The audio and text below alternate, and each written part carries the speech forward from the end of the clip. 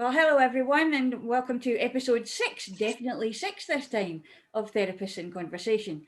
And we have a new person with us. Don't tell her that, she doesn't get away after this, because that's what's going to happen. So, hello Charlotte, how are you? Yes, I'm really well, thanks. How are you? Let's get to know you a little bit more. So tell us a little bit about yourself. So I'm an occupational psychologist and a coaching psychologist. And I had a background working in large organisations, working on all the people aspects of things like culture and communications and training and all that kind of stuff. And I have just reinvented myself, and I've come out of corporate life in the last year.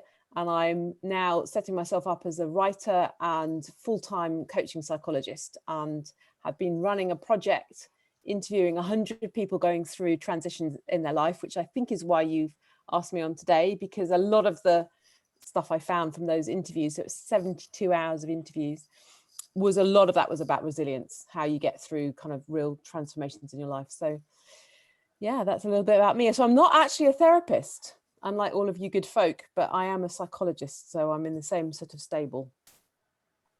Cool.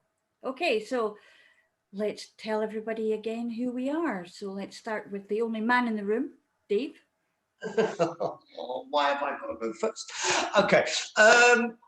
I'm Dave Sleet. I'm Managing Director of A&A Psychological Accreditation. I'm also a published author. I published a work of what publishers call faction, so a blend of fact and that tells the story of a James Bond type character who blows about what goes on behind closed doors. I am a qualified coach and have been since 2006.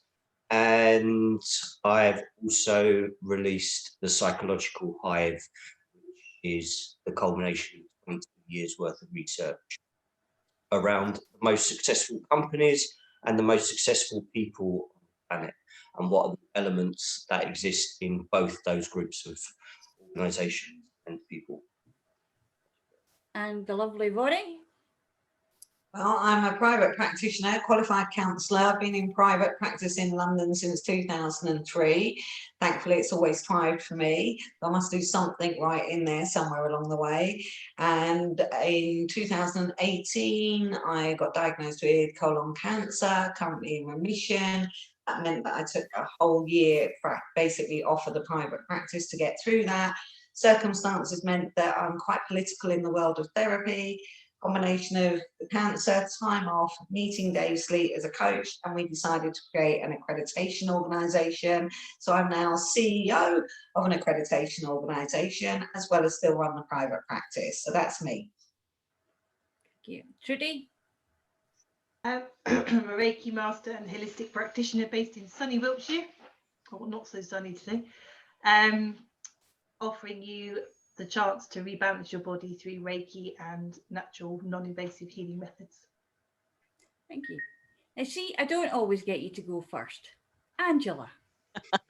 Thank you ever so much for letting me off the hook there.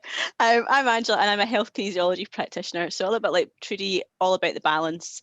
It's an energy-based therapy, and it is fabulous in the fact that it works from physical, mental, emotional, and spiritual levels. So pretty much the whole piece.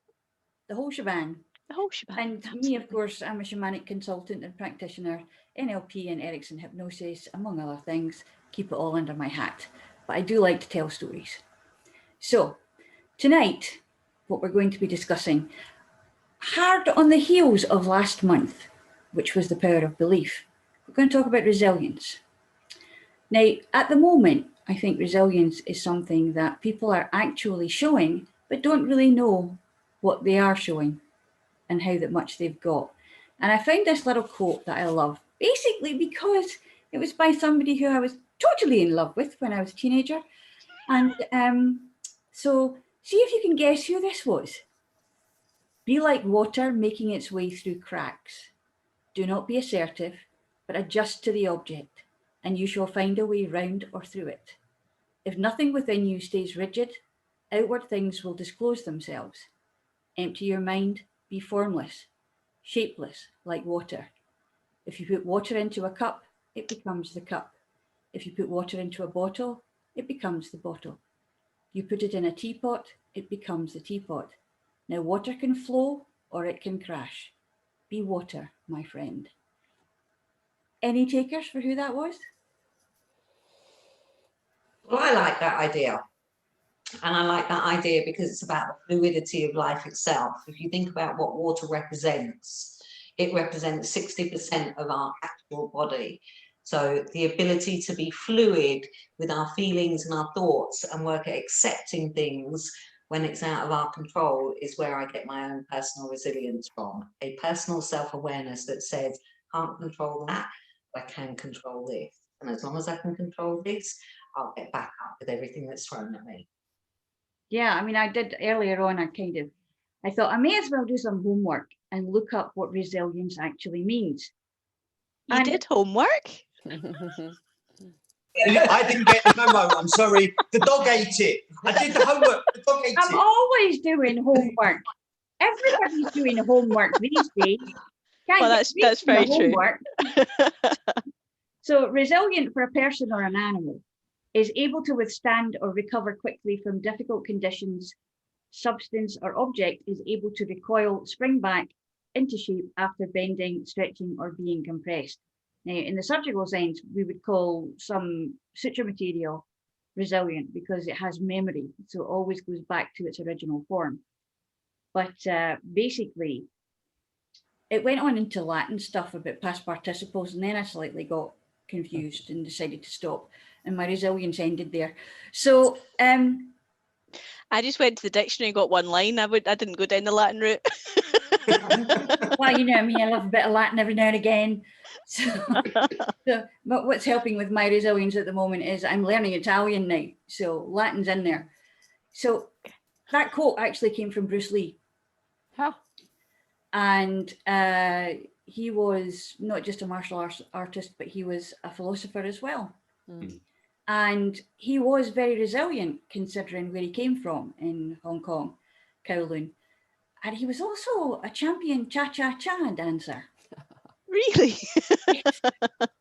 He was. A man of many talents. When he wasn't shuffling his feet around the dance floor, he was shuffling his feet around gangs in Kowloon. So he had a pretty colourful time, and he was very resilient with it. So with that, basically, how do we each, Vonnie's just gone in there, but how do we each find resilience in ourselves? And I'm definitely going to you because you smiled, Angela. I always smile. I know, and I Maybe that's my resilience. Yeah. was that a nice save there? Do you know, I don't know. I don't know what my resilient state is or techniques. I think I'm just me. So it's a really interesting concept to try and unpack for me. And I guess it's just, I suppose it's just, for me, it feels as if it's just part of my nature that I'm just going to keep going. And I love that idea of flowing and the fluidity of the water. And I think that it is just for me, I just keep going. Yeah. I mean, it's like when you think of water, also it's the case of it takes its time, but it actually makes and carves out the land that it goes past, and it changes everything in its path eventually. It just doesn't have to do it right away. Unless, of course, it's a big iceberg and it's coming down like an avalanche force. Or a very large tidal wave. Yes, a very large tidal wave. Then it can really change things very, very quickly. But Bruce Lee also used the water analogy to explain how the power of water can also doesn't have to be a tidal wave, but it can be a drip. And even on a stone, water can carve its way through one drip at a time. It doesn't have its way through like a river. And like you say, he was a philosopher. He had an amazing ability to use nature to express his understanding of the world, but also of the psychology of the world. And I share your excitement for some of the lessons that he shared. one of those people that every now and again I do go back to and kind of go, there is a lot in there that just hasn't really been given credit. Yeah. So Charlotte, what do you think? I was talking to a client the other day, and we were talking about resilience, and the metaphor of earthquake came up, and we were talking about how there are certain buildings in an earthquake that stay standing and there are others that don't. And actually that goes back to the Bruce Lee point, which is to have flexibility and fluidity within that structure.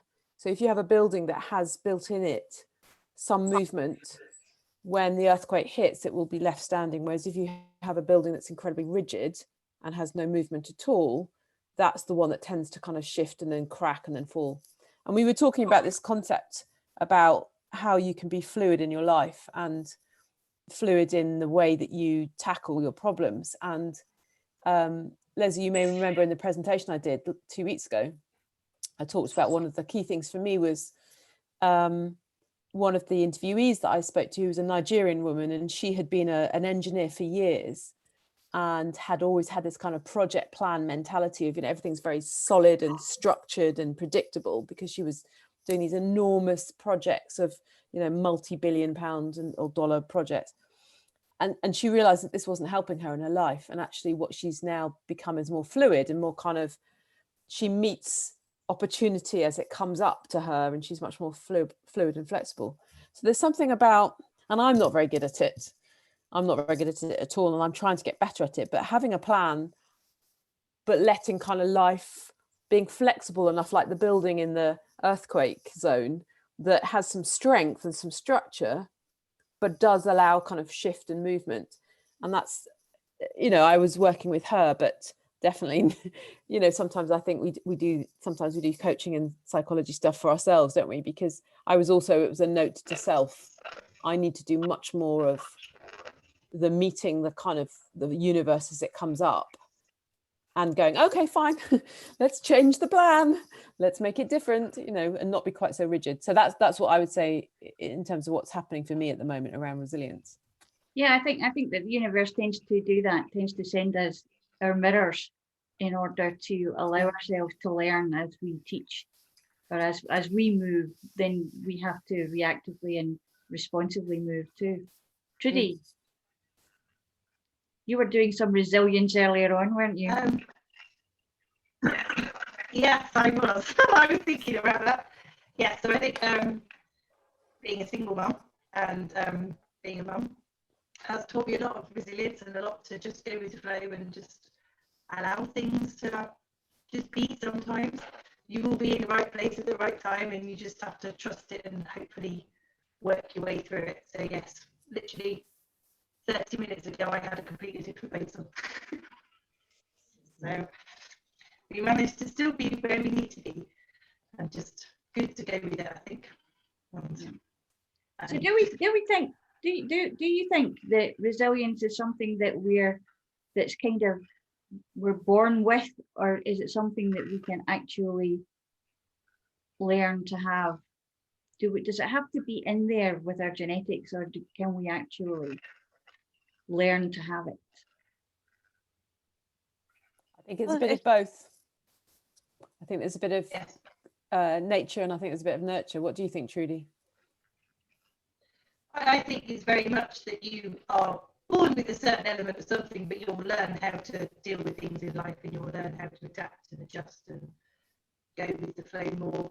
And I think as you get older, you're perhaps more either gentle with yourself or more tolerant or more accepting. And sometimes you just go with it. You know, I didn't think at 10 to 7 I'd still have a different place on today, and I thought that's fine, just go with it, it's not an issue. You just have to let go sometimes, and just, you know, I was tempted to come on with a different image, but we may have had to put a warning on the video before that, you know, if we may have had to put, you know, please don't show this to children. So Vonnie.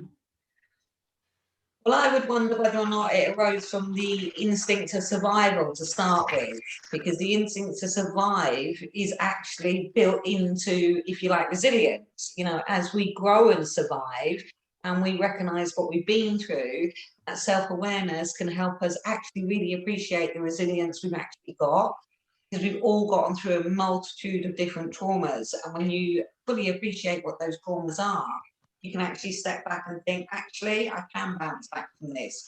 But it's all about up here. It's the awareness of knowing what you can control and what you can't. And being appreciative of what you can control and what you can't. Recognising what you've been through and survived.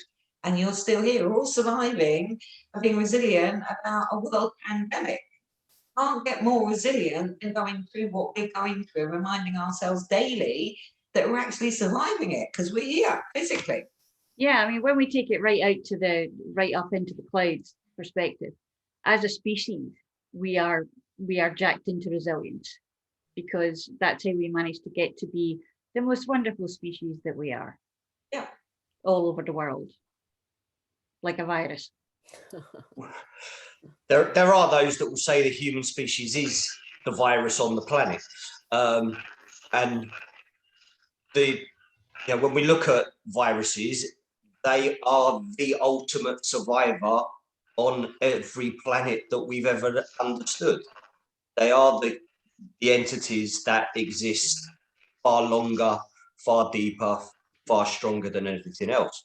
But when we look at the human condition, I think Vonnie is right in the sense that we can go through every kind of trauma every single day, but we forget that at the end of every single day, our survival rate as an individual against all of those traumatic and potentially traumatic instances, 100%.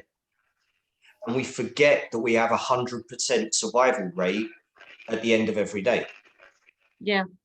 And it's that awareness of what we've been through, and then the appreciation of what it means to have got through that allows the resilience kind of awareness to kick in. The survival is there instinctively, because we are, from the moment we are taking that first breath, our very existence is based on survival. And right the way through to our last breath, it's exactly the same core instinct, is we have to survive. And even those that invariably have attempted not to, say at the moment that was if this or it's this, they chose survival. Yeah. So it's ingrained in us to survive, and the resilience is about the awareness of the survival. Yeah. Angela? I think back to the way you posed that question is, are we born with it or are we not? Well, when we're born, we don't have control. So are we not, by the very nature of it, resilient because we're going through doing whatever is expected of us? We're just lying there, we're sleeping, we're eating, we're pooping, and that's about it. And we just go with the flow. And is it then when we then go to school, or we then end up in nursery or wherever else we go, suddenly we've got the construct of time put on us, and the construct of you'll go to school and this is the time it'll start, and this is what you'll do today, and these are the subjects you're going to study. So we're then put into this artificial controlled structure that we then learn that we need that structure and we've got to follow this process. So as Charlotte was mentioning about the project management aspect, where that's almost ingrained into us from going to the school system. So where does the resilience, does it stay in, or does it get diluted because of the school structure and everything else? So it's just a bit of an interesting I don't know. I think it probably gets more with going to school, because you really have to be resilient in a playground full of people who are strangers, and some of whom will like you and some of whom will definitely not. And then you've got the whole thing about getting to and from. You have to learn, and it's learning to be resilient without even knowing. Yeah, but I guess from that perspective that not everyone does learn.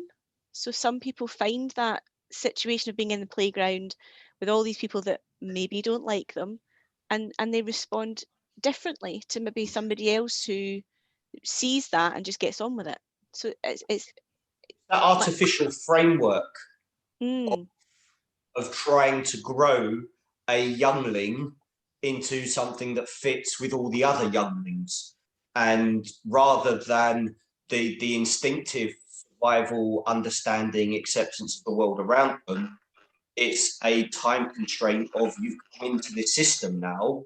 So you come in at this point and you will leave it in 9 years' time at that point. Whatever goes on in between, the timeline does not change. And that's an artificial construct.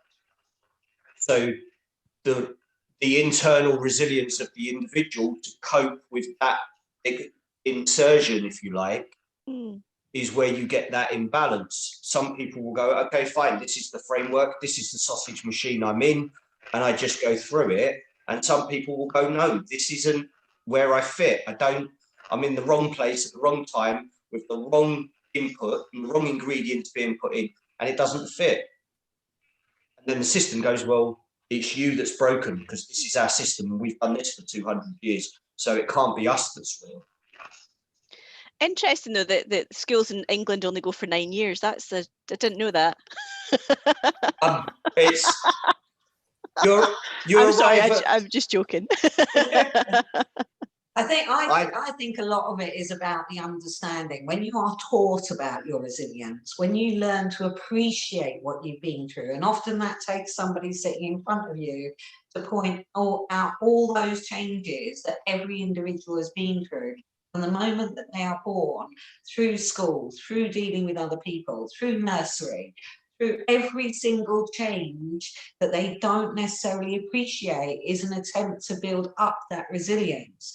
And depending on what a child goes through, they'll either not recognise that resilience because they're not being taught that that is their resilience, or they're simply going through it because they don't know any better. And until people are informed and educated about their, I call it micro appreciations. We hear the terminology microaggression. Micro appreciations of just knowing every change you survived. That is where your resilience is growing, in my opinion. And pointing that out and helping people learn about that is what makes them appreciate, because they don't think about going into nursery. They don't think about what they had to adapt to in school. They don't think about the changes that they've been through. They've all built up a form of resilience. My view on it being taught and understood. Leslie, can I build on that? Yeah. Before you just go back into that, can I just point the 9 years, Angela, is the point at which a child will start to say, this is the education path I want for the rest of my education. Okay. So at 14 is when they start saying, these are the exams I want to do, etc. So they don't have any control over what is on that framework for them until that, after that 9 year point. That's why it was the 9 years. Not that's the only bit of education they get. Charlotte, just to come back to you and expand on what I was saying. If you think about when I sit in front of a client and they don't necessarily appreciate what they've actually done, what they've actually achieved, and I'm talking about survival, then it's actually pointing out to them even the courage at coming into a therapy space and talking through something is a sign of their resilience. They might not be aware of that, but from my perspective, they're making a change. They want to create something different. They want to learn to think differently. And on the basis of that itself, they're making that change. Whereas all the other changes probably have been made for them, and they haven't necessarily appreciated those change, I break it down to help them actually understand by their own words, their own language, every single thing that they've actually achieved. And that includes whatever. It can be getting up in the morning and getting out. That's an achievement. So I take it back to the bare basics of human existence and help them see that they've achieved that simply by part of their resilience, but they won't see it like that. So often it takes a real recognition and acknowledgement, and that's where I see it playing out very nicely. Interestingly enough, Charlotte, that comes very much into what we were doing at the conference last week in talking about the resilience of people in that conference, all of the speakers going through what they were going through and actually sharing that understanding. And I do like that micro appreciation thing, because it's very much like Dr. Sam Collins saying, encourage. Allow people to be encouraged, encourage someone. If you can't add something to it or tell a story that's yours where you think that you're not got anything to say, just encourage the last person that was there doing it, that was there telling their story. And I think that that's something as well, that storytelling is a great instrument for resilience and for showing resilience. And I know that particularly your story, Charlotte, was something that I paid attention to a lot.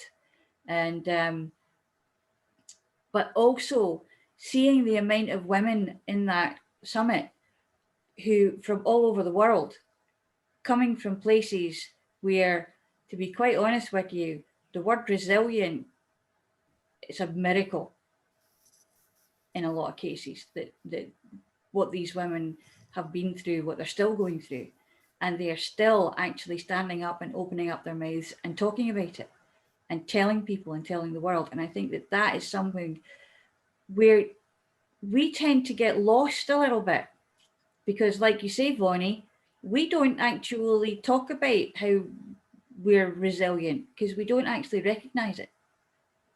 It's just a case of you get up in the morning, you do the same thing, you go to bed at night, you get up in the morning, you do the same thing. And you could be doing that with a whole load of stuff that you're carrying, not necessarily for yourself, from someone else or others who just keep pushing it on and pushing it on and pushing it on.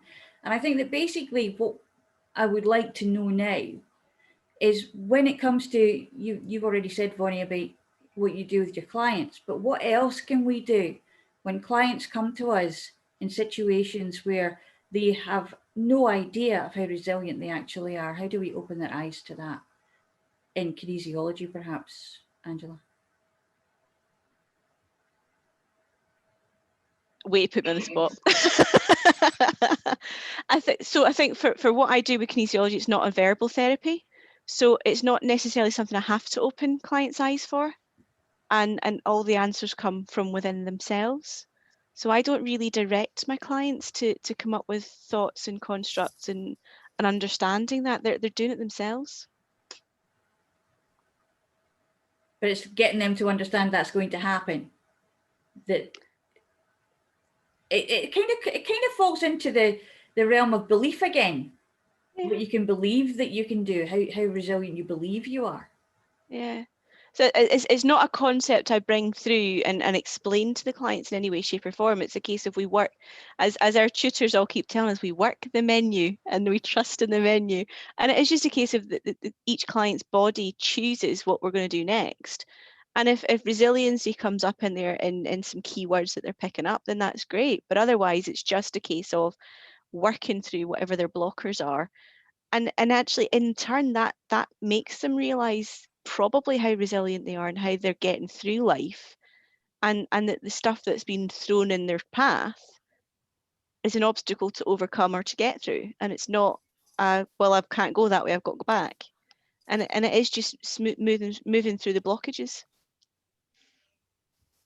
Yeah, I think the interesting thing about the word that kind of caught me was the going back, the springing back situation. And that has been the war cry from the beginning. When we get back to normal, getting back to normal, which gets so far up my nose. What's normal? Exactly. Normal is relative. Let's ignore the fact that we're growing and we're learning from something that we haven't experienced before. Let's ignore the fact that all of the systems that we know were broken before, that created the crisis that we had before, are never going to be able to cope with this new scenario. So I've been saying that this year is a year of opportunity, because we can lose and get rid of all of the things that we've been saying for decades don't work. We've now got an excuse to say, there you go, there's proof that they don't work. So what's the gap? Take forward what does work, and we know the things that do work. we're left with the bits that we haven't carried forward. So what do we fill those gaps with? That's the opportunity for the growth out of this year. But while everyone... But only if you're brave enough to do it. Only if you are brave enough to accept that the old ways have died. The planet is grieving. The species is grieving everything that we have lost because of the pandemic. But while we are continually guided to, we will get back to that. No, that's died. That's gone. Grandma's gone. Let's not keep going round for Sunday dinner. Let's look at what we do after that. That kind of reminds me of something when a vet once asked me and said that I think, Leslie, that we should send you for a little course on grief counselling. And I was horrified at the idea of this because I just didn't do people at the time. Just no way. And I said, oh, where I come from, it's really easy. It's dead. Get over it. I hope you don't talk to your clients like that, Leslie. Yes, that was before. That's fine. I just wanted to make sure. Yeah, that was before I became people friendly. That was before I understood my resilience for dealing with people. Because before they scared the living daylights out of me. So yeah, but well, I think that we're in a phenomenal opportunity to be able to actually help people appreciate just how resilient they actually are. Yeah. Everybody that says to me, how are you doing? The first response I give, and it's become standard since going through the cancer, is I'm alive. But I'm grateful for my resilience to get through that. So on the back of that, it's almost like, for me, we're in the perfect opportunity to point out to anybody, you are surviving a world pandemic. When you get through this, which we all, hopefully, the ones that are still here, and I'm referring to us right now, we will get out the other side of this, and we will hopefully learn and develop about the resilience of the human race itself. And if we all could pull together, which is my idealistic, wonderful dream, which probably is never going to happen, just think about what we could achieve if we appreciated a whole world population working together to beat something. That's just my head. And I know it doesn't apply to most prime ministers or politicians out there, but it does in mine. Never. So I'm not going to encourage you to go down that route. But I think it's genuinely important to appreciate that daily we are still alive, and daily we are proving that we have resilience to ourselves. Just take somebody to remind us and point it out to us. Yeah. So what I'd point out from that, though, is I don't like the word surviving there. I think we're thriving, and I think we're moving forwards. And for me, the biggest challenge I've had in the last couple of months is everyone saying, isn't it awful what we're going through, and how bad is it? And we're all in this really dreadful situation, and it's awful for everyone. It's these big sweeping generalizations, as I had a bit of a go at Leslie earlier on for, I can't cope with these sweeping generalizations. We're not all going through exactly the same situation. We're not all responding to it in the same way.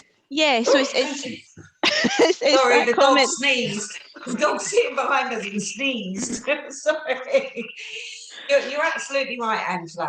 And I do agree with you, because at the end of the day, people are responding to this very, very differently. I have clients where their anxiety has gone through the roof. I've had clients that absolutely love being at home.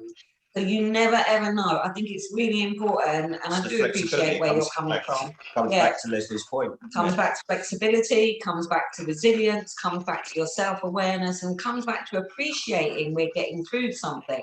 And you're right, I think that this is a phenomenal opportunity. So actually, I don't see it in a negative way. I see it as, where can we take our learning from this and take it into a future and create something 100% better than it ever was before. Yeah. So you're right, Angela, and I agree with you. Thank you. I concur. What do you think, Charlotte? About give me a specific thing that you'd like me to say, because we've talked so broadly. What would you like? Something from in there. Sorry, what was that? about the sweeping generalizations and how they can actually dampen down people's resilience, trying to put everyone into the same box, into the same frame.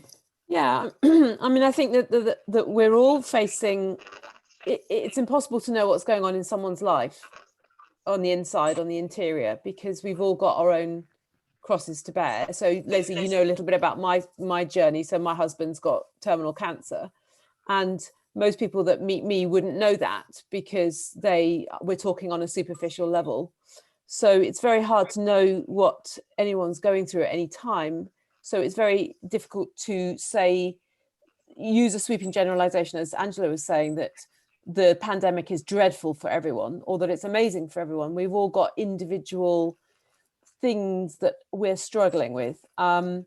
So my big thing is I do work with clients using imagery because I feel that gets them very quickly to an emotional space, and it's very easy for us to stay in the headspace. And I think resilience comes much more from the kind of felt space and the grounded space, that kind of the kinesthetic.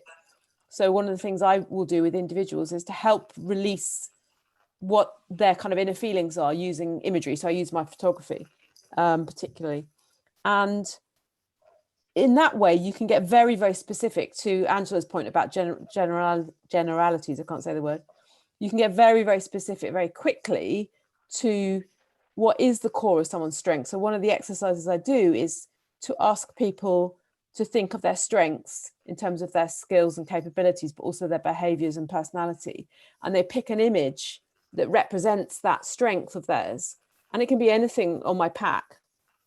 And they can talk for a very long time about their strengths. They can actually start going really deep into what creates that resilience for them. And so I think it's something about tapping into our kind of inner self and our inner kind of emotions, because we spend so much time up here and we think too much. So for me particularly, it's kind of getting back to the core of who I am and getting back to kind of a more of a felt sense.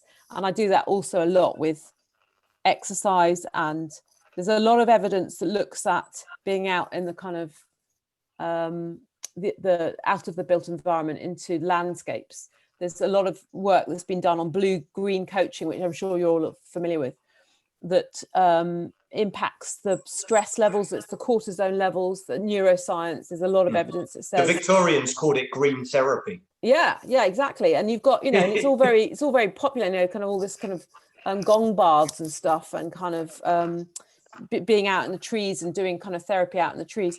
But we've been, the Buddhists knew about it thousands of years ago, that there's a grounded nature to being out in the kind of a bigger environment that's bigger than ourselves. And I think there's something physical about that. So I try and do that quite a lot, which is personally to get out and to walk and be in nature. But, back to Angela's point, you can't generalize. So some people would find that deeply annoying to go out and wander amongst the trees, and some people would love to be elsewhere. So I suppose we're all different, aren't we? I mean, we've got 99.8% the same genes or something like that, but actually ultimately we're all quite different, and how we tackle resilience is very, very personal. I mean, back to Angela's point about the menu, if we have a menu in front of us, we'd all pick, all six of us would pick different things on that menu, wouldn't we? Because we're all different people. And I'll shut up now. It's very much a case of, for me personally, I have the belief that we've disconnected from nature to the extent where now we have nature deficit disorder in children, because they're afraid to go out because they don't know what grass is. Yeah. And that to me is just so cruel, for one thing. But also it shows how we got to where we are in this separation of self and understanding self, and just keeping it all up in the front brain, and therefore all the worry, all the stress, all the, what do I have to do for this, what do I have to do for that? There's no off switch there. But it's also the disconnect between, I've been saying since I started, probably before I started coaching as a qualified coach, is the human condition is made up of emotional, psychological, and physical. Now, for a lot of people, that would be heart, mind, and soul. And we've disconnected those component parts. and we then treat each component part in isolation to the other two parts. So the medical team will look at the physical, they won't look at the other two parts. The psychological looks at the psychological and it doesn't look at the other two parts. I do. In general, again, general statements, but the disconnect to ourselves is those three elements. The disconnect to the world around us, as Leslie pointed out, is this disconnect to the natural world.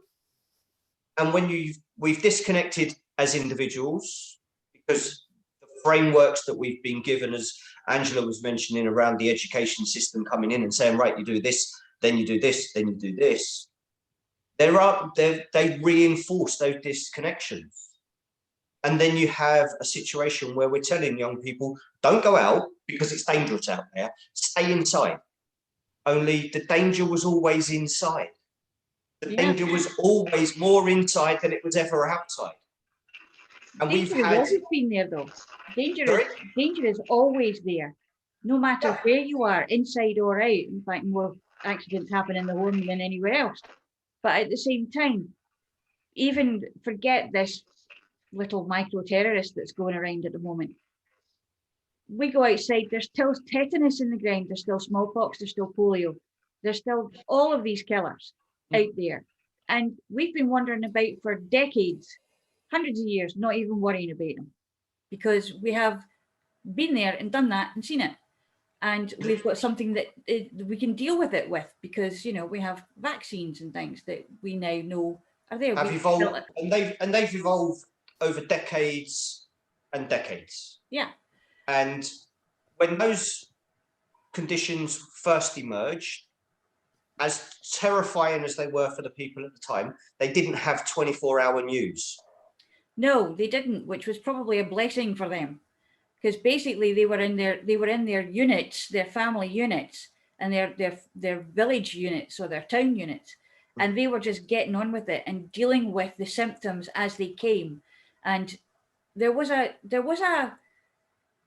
way of thinking at that time as well, where death was not really an enemy, it was a natural thing that would happen to you.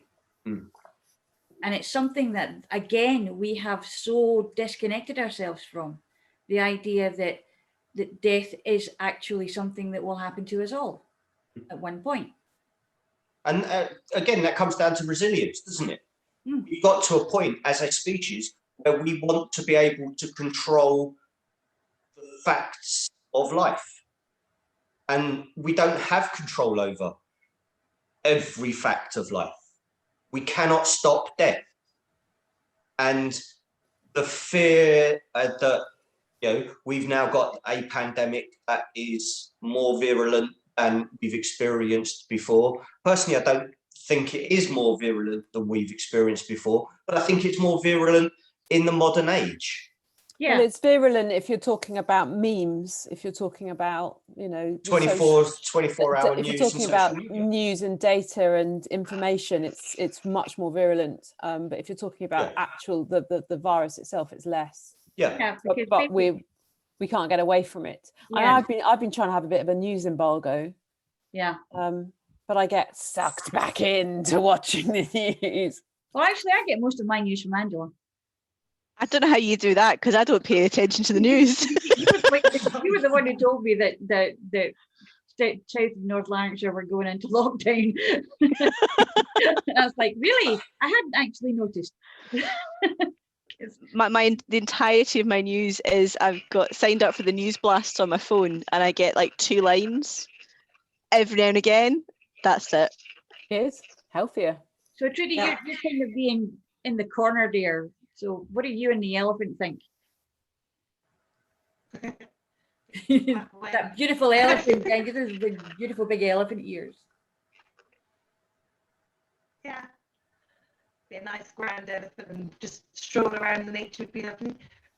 No, I just think that everybody has their own way of dealing with things, and as long as they are aware that there are options to everybody, and how to deal with the things that are thrown at us on a day-to-day basis, then we can all be resilient to a point.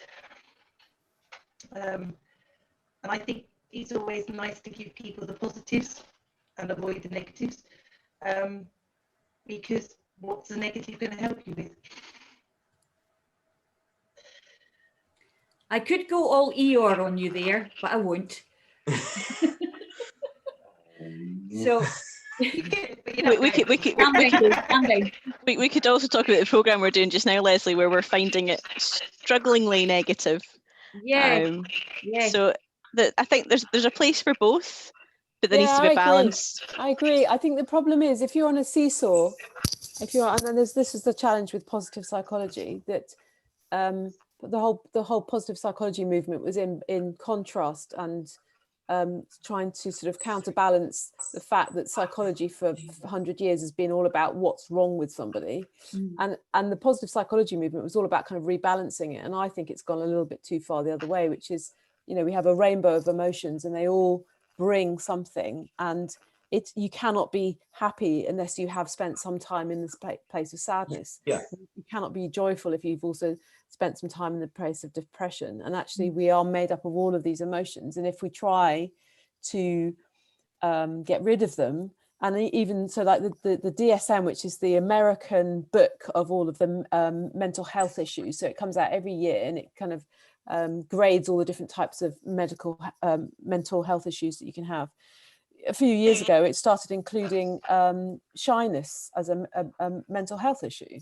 It's like, well, actually, being shy is sometimes a really good response to a position that you might find yourself in. And actually, it's not a bad thing to sometimes be shy. There's something about kind of medicalizing mood so that we're only ever in the positive.